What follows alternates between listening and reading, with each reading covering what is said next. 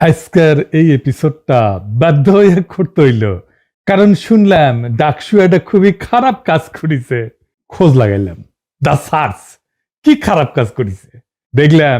ডাকসুর সর্বমিত্র চাকমা খুবই খারাপ কাজ করছে। একজন বয়স্ক মানুষকে লাঠি দিয়া পিটে দেখেছে, এটা কোনো কাম করিছে? তার উপরে দেখেন মাথার টুপি দাড়ি এরকম একটা সুন্নতি পোশাক পরা মানুষকে লাঠিয়াতে মারতে গেছে। আচ্ছা আগে ভিডিওটা দেখান এইটা সাহেব। আপনি দেখা করতাম ভালো আছেন? ও আচ্ছা ঠিক আছে, আপনি বাইরে না কি করতে দূরে বাড়ার মারতেছে? জি ভাই সমস্যা ঠিক আছে। দেখেছেন কি খারাপ এই সর্বমিত্র, নামেই সর্বমিত্র, নাম তো সর্বশত্রু হওয়া উচিত ছিল, ঠিক কিনা বলেন? আচ্ছা এইবার দেখেন মাদকের প্যাকার ভাগাভাগি নিয়ে গ্যাঞ্জাম করিচ্ছে ওই একই লোক। কই ওর লগে হিরোইন আছে বা কিছু একটা আছে? মাল কই? মাল ওর লগে। মাল ওর লগে? এটা লই লাগছে। তোমরা কি আমার করো? বাবা ভিক্ষা করো? 120 টাকা আমি ওরে দিছি। দুজনকে ভিক্ষা করো, মালের টাকা বিক্রি করো। ভিক্ষা করি ভাই, আমার হাত পা ভিক্ষা করে মালের টাকা লই লাগছে। এই জিনিসটা লই কালাগাই লাগাই যাবা। এটা কার? এটা আমার বাবা। আমার উনি না নিশার লিগা। নিশাল লগা তুমি এত টাকা লইছো কে লাগা? হ্যাঁ একদিকে আমি টাকা পাই তার লিগা আমি নিয়ে আসছি। বড় কত টাকা পাইবো না বাবা, একটা টাকাও পাইবো না বাবা। আসলে যে মায়া আপনার টাকা ওর টাকা মাই ছেড়ে গেছে। বাবার মতো একজন লোক লয়ে গেছে টাকা, কথা বুঝেন? ওর টাকা লয়ে গেছে বাবা, 500 টাকা নিচে দিকে আমার টাকা লয়ে গেছে গা। না না, সে শুধু মাদকের ব্যবসা করে না, সে মাদক নেয়ও বটে, সে প্যাথিডিন নেয়। দেখেন যে দৃশ্যটি দেখছেন, পাঞ্জাবি পায়জামা দাড়িওয়ালা টুপি পরা লোকটি যে ইনজেকশনটি নিচ্ছে, এটি হচ্ছে প্যাথরিন নামক একটি মাদক। উনি প্রকাশ্যে দিনে দুপুরে ঢাকা বিশ্ববিদ্যালয়ের শহীদ মিনার এলাকার মতো জায়গাটায় এই মাদকটা গ্রহণ করছে। আবার কইয়েন না ইনসুলিন নিতেছে, আরো ভিডিও আছে। সামনে সামনে এই যে দেখ, হাতটা নে, হাতটা নে। টুপি পয়রা কাকার হাতে, কাকাটা ছাড়ো, এটা ছাড়ো, এটা ছাড়ো, এটা ছাড়ো। এই যে ইনজেকশন, টুপি পরা একটা মানুষ, পাঞ্জাবি পরা একটা মানুষ, ইনজেকশন। এই যে এখানে একটা, এই যে এই হারামজাদা ইউনিভার্সিটি ক্যাম্পাসে আছে কেমনে? মানে এরে কিছু কওয়া যাবে না, সর্বমিত্ররে ধুয়ে দিতেছে সবাই। এই বৃদ্ধ মাদকের ব্যবসা করে ঢাকা বিশ্ববিদ্যালয় ক্যাম্পাসে, তার শরীরে কলে একটা আঘাতও করা হয় নাই, শুধু লাঠি হাতে শাসানো হয়েছে। ক্যাম্পাস থেকে মাদক দূরেইলে লাভ টাকা, দিন শেষে ক্ষতি নয় বামদের, ওদের নিশা না করলে শরীরে বিপ্লবী জোশ আসে না। তারপরে দেখলাম যে ডাক্তার জাহিদ কইছে কোথাও মাদকের সমস্যা থাকলে তা উচ্ছেদ করার এখতিয়ার কারো থাকা উচিত না। আমি তো শুইনা চোদনা হয়ে গেলাম। উচিত অনুচিতের প্রশ্ন আনিছে। দেখেন লিগাল বা আইনি ইস্যু কিন্তু না, যেটা বেআইনি এটা লিগালি ইনকারেক্ট তা কিন্তু না, আইনি ইস্যু আনে নাই, আনিছে উচিত কিনা সেটা। তো ডাক্তার জাহিদ আপনার উচিত অনুচিতের মাপকাঠি কেন পাবলিককে কাইতে হবে? পাবলিককে কেন মানতে হবে? আপনি কি বাঙ্গুল্যান্ডের নেপাল নাকি মুফতি যে আপনার ফতোয়া আমাদের মাইনে চলতে হবে? মাদক বাংলাদেশে একটা পলিটিক্যাল ইস্যু, হ্যাঁ political issue, extremely important political issue. ঠিক জায়গায় সর্বমিত্র ধরিছে, ডাকসু ধরিছে। মাদক কেন পলিটিক্যাল ইস্যু, আসেন সেটা নিয়ে আগে আলাপ করি। হাঙ্গারে বন্ধু দেশ আছে না এটা, হ্যাঁ খুবই বন্ধু, হ্যাঁ জানেন তো সেই দেশের সবচেয়ে বহুল ব্যবহৃত পণ্য কোনটা ছিল জানেন? জানেন বাংলাদেশে কোনটা সবচেয়ে বেশি চলিচ্ছিল 90-এর দশকে? জানেন এটা? ফেন্সিডিল। ফেন্সিডিল এটা কফ সিরাপ, ওইটা দিয়া বাংলাদেশের তরুণদের নেশা করাইতে শিখেছে ইন্ডিয়া। 90-এর দশক থেকে শিখাইছে, সীমান্তে কারখানা বসাইছিল, কোটি কোটি ফেন্সিডিলে বোতল পাঠাইছে।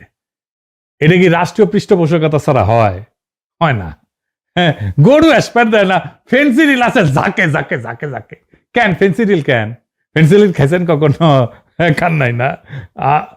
আপনারা ভালো, আমি জানি আপনারা ভালো ছেলে, সন্ধ্যাবেলা বাড়িতে ফিরেন আর আবার হাত মুখ ধুয়ে পড়তে বসেন। আমি তো অত ভালো না, তো আমি খাইছি, খাইছি মেডিকেলে পড়ার টাইমে। ওটা খায় আবার ঘন চা খেতে হয়, চা খাওয়া মিষ্টি দাও, ঘন দুধ দাও চা, তাহলে নিশা ভালো জমে। আমার ক্ষুদ্র ভ্রাতা আর ভগ্নীরা কবে আপনি তো ঠিকই নিশা করেছেন। করেছি আমি, মেলা অজায়গায় জায়গায় মুখ দিছি, সেজন্য ইনকা ফাইটিং স্পিরিট পেয়েছি। আমি সুশীল না, সেই জন্যে কাউরে ডরাই না, জনতার স্বার্থের বিরুদ্ধে দাঁড়াইলে তারে হুতায় দিতে আমি এক মুহূর্ত ভাবি না, আমার কিছু হারানোর নাই তো। যাই হোক, ফেন্সির নিশার ব্যাপারে আসি। ও তো ফেন্সিকে হায় আল্লাহ, খালি জিমাই। তো এই জিমানিটাই চাই ইন্ডিয়া। বাংলাদেশের তরুণ যুবক এমন একটা নিশা কইরা জিমাক, সে নিশা কম টাকায় যেন কিনতে পারে, তারপরে ধ্বংস হয়ে যাক। তারা যেন স্বপ্ন না দেখে, তারা যেন প্রতিবাদ না করে, তারা যেন দাসের জীবন মাইনা নেয়। এভাবেই আফিম খাওয়াইয়া চাইনিজদের বুত কইরা রাখিছিল ব্রিটিশরা। চীনের আফিম আসক্তির ঘটনা জানেন না? আসেন এটা এবার শুনেন। চীনকে আফিম খাওয়ায় বুত কইরা রাখা হইতো। এটা শুধু একটা ঐতিহাসিক ঘটনা না, বরং বিশ্ব রাজনীতির সবচেয়ে গুরুত্বপূর্ণ ভূ রাজনৈতিক ষড়যন্ত্রগুলোর একটা। সেই একই ষড়যন্ত্র করেছে বাংলাদেশে ইন্ডিয়া, ফেন্সি ডিল দিয়া। 18 এবং 19 শতকে ব্রিটিশরা ইন্ডিয়া থেকে আফিম চীনে পাচার করত। তো এই আফিম দিয়ে এমন একটা বাণিজ্যিক ফাঁদ তৈরি করেছিল, যার ফলে চীনের যে রূপার ভান্ডার, এটা ধীরে ধীরে শূন্য হয়ে পড়ে। আগে চীনেরা ব্রিটেনকে চা, সিল্ক, পোর্সেলিন বিক্রি করত, এর বিনিময়ে রূপা পাইতো, অর্থাৎ রূপা চীনে ঢুকতো। কিন্তু ব্রিটিশরা যখন ভারতীয় আফিম চীনে বিক্রি শুরু করলো, তখন বিপরীত প্রবাহ তৈরি হলো। চীনারা আফিম কেনার জন্য তাদের রূপার মুদ্রা বিদেশে পাঠাইতে থাকে। এইভাবে কয়েক দশকের মধ্যে চীনের বৈদেশিক রিজার্ভ, রূপার মজুদ পুরা জয় বাংলা হয়ে যায়, মুদ্রাস্ফীতি বাড়ে, কৃষক ব্যবসায়ীরা দেউলিয়া হয়ে যায়, আর প্রশাসনে দুর্নীতি, সামাজিক পতন শুরু হয়। ফলে চীনের অর্থনৈতিক এবং নৈতিক কাঠামো ভেঙে পড়ে এবং মানুষকে মানসিকভাবে বশীভূত করে ফেলে। যখন চীনের সম্রাট এই মাদক বাণিজ্য বন্ধ করতে চায়, তখন ব্রিটেন বাণিজ্যের স্বাধীনতার অজুহাতে যুদ্ধ চাপায়, যা ইতিহাসে আফিমের যুদ্ধ নামে পরিচিত। এতে চীনকে হংকং ছাড়তে হয়। চীনের হংকং এর যে মালিকানা ছিল সেটা ছাড়তে হয়। অনেকদিন কিন্তু এটা ব্রিটিশ শাসনে ছিল, কিছুদিন আগে ছেড়ে দিচ্ছে। এটা বন্দর খুলে দিতে হয়, এমনকি মাদক ব্যবসাকে বৈধ করতে হয়। এই আফিম নীতি ছিল এক ধরনের উপনিবেশ, যেখানে বন্দুক না, আসক্তি ছিল অস্ত্র। চীনারা আজও ওই সময়কে এক শতাব্দীর অপমান বলে মনে রাখে এবং তাদের বর্তমান রাষ্ট্রীয় নীতি গড়ে উঠছে এই প্রতিজ্ঞায়, আর কখনো আমাদের জাতিকে আফিম খাওয়ায় ঘুম পাড়ানো যাবে না। বুঝেছেন? এই মাদক একটা সিম্পল জিনিস না, এটা জিও পলিটিক্যাল একটা ইস্যু। বর্তমান দুনিয়ায় মাদকই হয়ে ওঠে অপরাধ, সন্ত্রাস, অস্ত্রের একটা উৎস। এইটারে বামেরা গ্লোরিফাই করে, কেমন জাউরা দেখেছেন? এই মাদকের ব্যবসার আস্তানা উৎখাত করা এক দেশপ্রেমিক বৈপ্লবিক কর্তব্য। এখন প্রশ্ন হইতেছে, এইভাবে সর্বমিত্ররা আস্তানা মাদকের ভাঙতে পারে কিনা? ডাক্তার জায়েদ যে কইছে না, কোথাও মাদকের আস্তানা থাকলে তা উচ্ছেদ করার এখতিয়ার কারো থাকা উচিত না।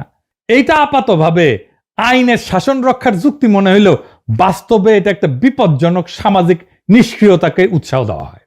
মাদক কিন্তু কোনো ব্যক্তিগত অপরাধ না, এটা এক ধরনের সামাজিক সংক্রমণ।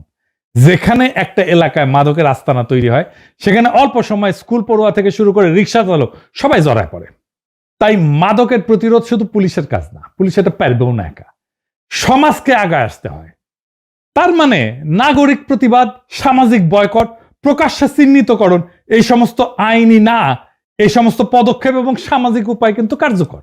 এখন যদি কেউ বলে উচ্ছেদ কারো এখতিয়ার না, তাহলে পরোক্ষভাবে সে বলতেছে যতক্ষণ আইন না আসে ততক্ষণ সমাজ চুপ থাকবে। কিন্তু ইতিহাস বলছে নীরব সমাজই মাদক ব্যবসার প্রধান আশ্রয়দাতা হয়ে দাঁড়ায়। এইটাই করতে চাইতেছে ডাক্তার জাহিদেরা। তাই মাদক বিরোধী সংগ্রাম কেবল রাষ্ট্রের না, পুলিশের না, সমাজেরও দায়িত্ব। আইনি পদক্ষেপের আগে সামাজিক প্রতিবাদী আসল প্রতিরোধের দেয়াল গড়ে তোলে। আর সমাজ যদি নীরব থাকে, তাহলে আইনেরও কিছু করার থাকে না। আমরা আমেরিকার উদাহরণ দেখতে পারি।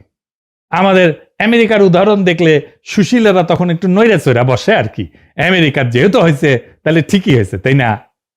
এটা মার্কিন রিপোর্ট, এটাতে দেখা গেছে যে CRDA এই নামের একটা উদ্যোগে 10টা শহরের স্থানীয় নাভাল সামাজিক সংগঠন, চার্চ, হাউজিং কর্তৃপক্ষ এবং পুলিশ একসঙ্গে কাজ করছে।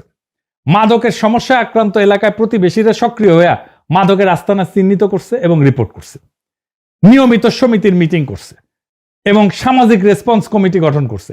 এই ধরনের সামাজিক অংশগ্রহণের ফলে শুধু আইন প্রয়োগ না, নাগরিক শক্তিও বাড়ছে। মাদকের যেটা আস্তানা, এইটা আসলে একটা সামাজিক বিভাজনের চিহ্ন। মানে এটা বুঝতে অসুবিধা হইতেছে সামাজিক বিভাজনের চিহ্নটা কি। এই কথাটা কিন্তু দার্শনিকভাবে অত্যন্ত গুরুত্বপূর্ণ, কারণ এই কথাটাই বলে যে মাদক কেবল একটা অপরাধ না, বরং সমাজের গঠন এবং তার ভাঙনের একটা গভীর সংকেত দেয়। এই বিষয়টা আরেকটু বিস্তারিত ব্যাখ্যা করি। প্রথমে এটা সমাজ বিজ্ঞানের ব্যাখ্যা। আস্তানা মানে হচ্ছে সামাজিক বিচ্ছিন্নতা। একটা মাদকের আস্তানা আসলে কেবল একটা জায়গা না, এটা সমাজ থেকে বিচ্ছিন্ন মানুষের একটা মিলনস্থল, যেখানে মানুষ আসে অর্থনৈতিক হতাশা থেকে, সামাজিক অবমূল্যায়ন থেকে, বেকারত্ব থেকে অথবা পরিচয়ের সংকট থেকে পালাইতে। অর্থাৎ সমাজের যে মূল ধারা এর ভেতরে যারা স্থান পায় না, তারা ধীরে ধীরে ধীরে ধীরে আস্তানা নামের একটা সমান্তরাল সমাজে প্রবেশ করে। এভাবেই মাদক আস্তানা আসলে একটা নতুন সামাজিক শ্রেণীর জন্ম দেয়, যেখানে মানুষের নাগরিক না, বরং সমাজের মধ্যে যারা অন্তর্ভুক্ত হইতে পারে না তাদের একটা অস্তিত্ব হইয়া দাঁড়ায়। ব্রাজিলে রিও ডি জেনেরোতে এখানে ক্র্যাকোল্যান্ডিয়া এই নামে একটা এলাকা আছে। সেখানে মাদক শুধু আসক্তি না, বরং গরিব বঞ্চিত মানুষের অর্থনৈতিক এবং সামাজিক অবদমন এইটাই প্রতিফলিত করে। গরিব এবং বঞ্চিত মানুষের যারা অর্থনৈতিক এবং সামাজিকভাবে বিচ্ছিন্ন, তাদের একটা আস্তানা হয়ে দাঁড়ায়। বাংলাদেশের বস্তি বা পুরান ঢাকার গলি, এই মাদকের ঘরগুলো এইভাবেই বেকার তরুণ, শ্রমিক, যৌনকর্মী, সমাজচ্যুত মানুষের বিকল্প সমাজ তৈরি করে, যেখানে রাষ্ট্রের কোনো উপস্থিতি নাই, কেবল অর্থনৈতিক অনিশ্চয়তা এবং সামাজিক ভাঙনের চিত্র আছে।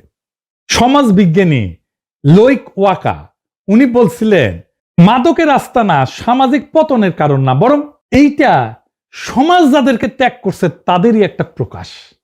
এই জায়গায় আস্তানাগুলোতে, মাদকের আস্তানা, রাষ্ট্র অনুপস্থিত হয়ে যায়, সমাজ অনুপস্থিত হয়ে যায়। একটা রাষ্ট্রের দায়িত্ব হলো নাগরিকদের নিরাপত্তা, সুযোগ, মর্যাদা এগুলো নিশ্চিত করা। তাই রাষ্ট্র যখন এই কাজগুলো থেকে সরে দাঁড়ায়, তখন এই শূন্য স্থান পূরণ করে অবৈধ শক্তি, মাদক ব্যবসায়ী, স্থানীয় দখলদার, প্রভাবশালী গোষ্ঠী। এই কারণে রাজনৈতিক তত্ত্বে বলা হয় এই যে মাদকের আস্তানা, এগুলো ছায়া রাষ্ট্র, এবং এইখানে সুশাসন এটা ফেল করছে, ব্যর্থ হয়েছে।